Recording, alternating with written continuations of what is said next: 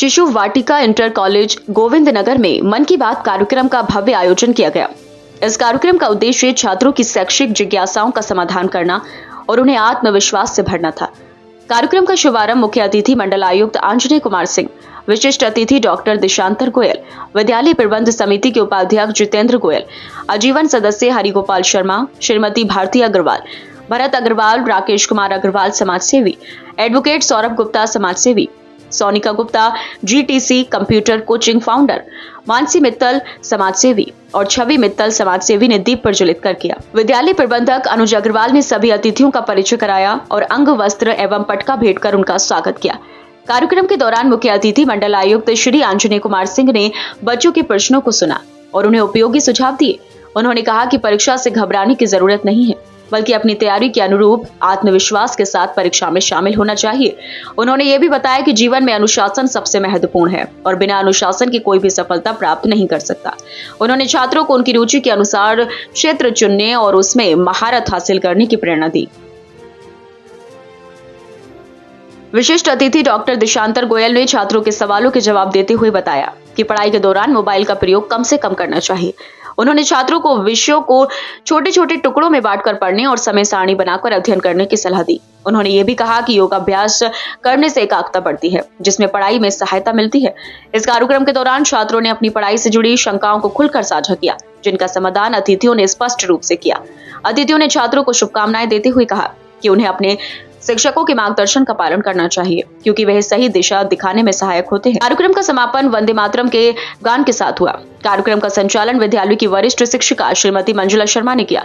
इस अवसर पर विद्यालय का संपूर्ण स्टाफ उपस्थित रहा और सभी ने इस प्रेरणादायक आयोजन में कई बार ऐसा होता है हर बार में काफी सारे टेंशन और ऐसा एग्जाम होते हैं, तो हम क्या करें, लोग काम करते रहते हैं, तो क्या करें जो हमारे माइंड से टेंशन दूर हो जाए। ऐसा है, टेंशन क्यों होता है?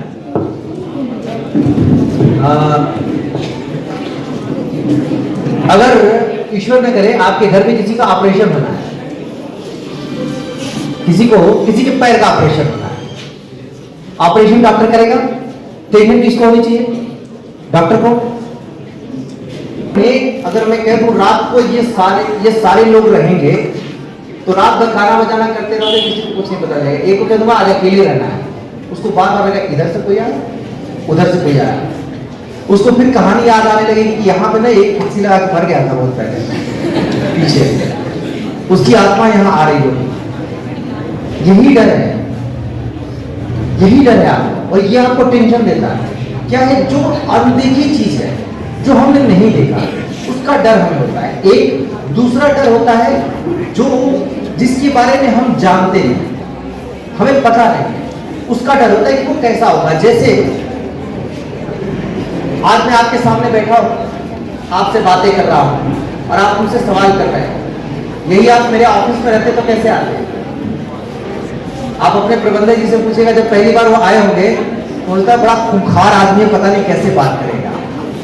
एक टेंशन, क्योंकि लोग इनका बड़ा नाम लेते हैं तो ये खूंखार आदमी होंगे।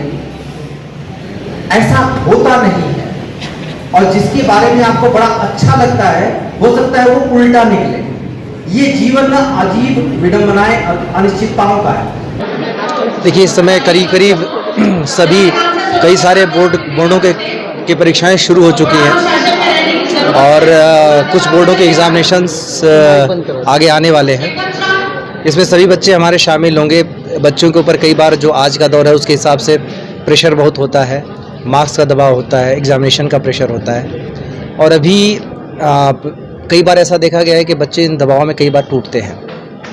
आवश्यक है कि विद्यालय से लेकर और सभी जिस भी स्तर तक संभव है बच्चों की काउंसलिंग करें, उनको सही दिशा दें, जो उन्होंने प्रिपरेशन किया उस प्रिपरेशन के हिसाब से उनको एग्जामिनेशन में स्मूथली अपीयर करने के लिए प्रेरित करें। उसी कार्यक्रम के तहत मैं शिशु वाटिका विद्यालय में यहाँ आया था।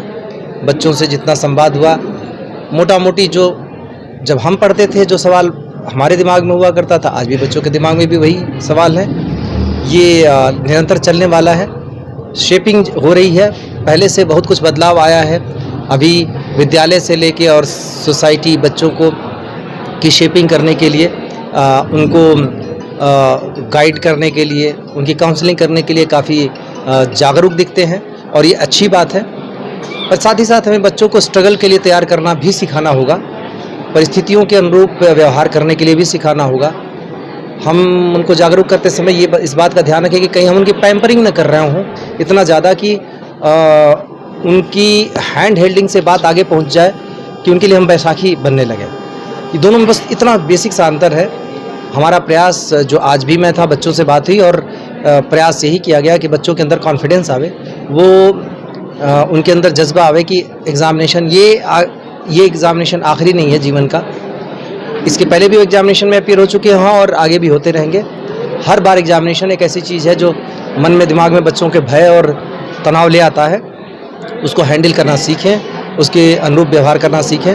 इस बारे में बच्चों से विस्तार में बात हुई और उम्मीद है कि बच्चे आगे बेहतर करेंगे। सर कैसा लगा आज आप बच्चों के बीच इतना टाइम स्पेंड कर रहे हैं, कैसा लगा आज आपको? देखिए, बच्चों के बीच में आना, जो बच्चे पढ़ रहे हैं उनके बीच में आना हमेशा हमारे लिए मेरे लिए बहुत अच्छा अनुभव होता है, मेरे लिए बहुत सुखद होता है।